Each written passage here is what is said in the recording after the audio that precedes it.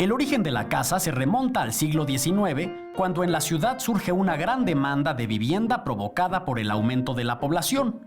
Se hizo necesario ampliar la ciudad hacia otros límites mediante la creación de nuevas colonias que ocupaban los terrenos de las grandes haciendas, inmensos baldíos y grandes terrenos de milpas y huertos.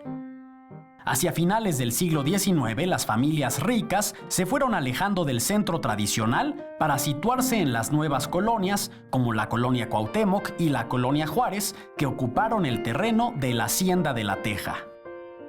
Es en la colonia Cuauhtémoc donde el ingeniero civil Manuel Stampa construyó en 1908 una hermosa mansión de un estilo muy común en ese entonces, el afrancesado, o mejor conocido en México como porfiriano.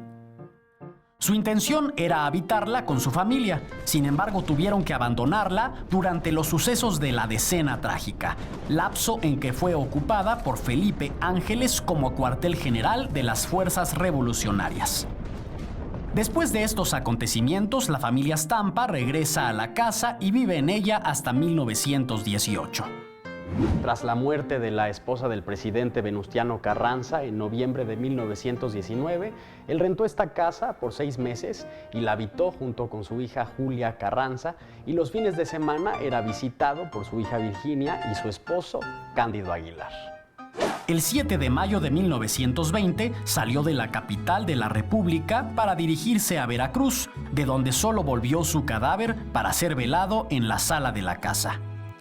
Después de la muerte de Carranza, el general Juan Barragán y el coronel Paulino Fontes compraron la casa y se la obsequiaron a la señorita Julia Carranza.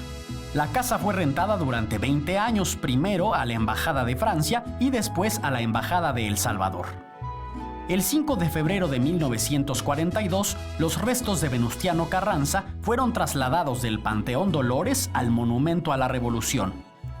De acuerdo con el decreto presidencial de 1942, el presidente Manuel Ávila Camacho ordenó que la casa se incorporara al patrimonio de la nación para que la Secretaría de Educación Pública la destinara a oficina de la Asociación de Diputados Constituyentes de 1917, biblioteca y museo histórico de la Constitución y leyes constitucionales.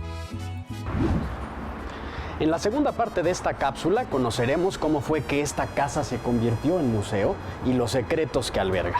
Es el Museo Casa de Carranza y forma parte de la vida de la Ciudad de México.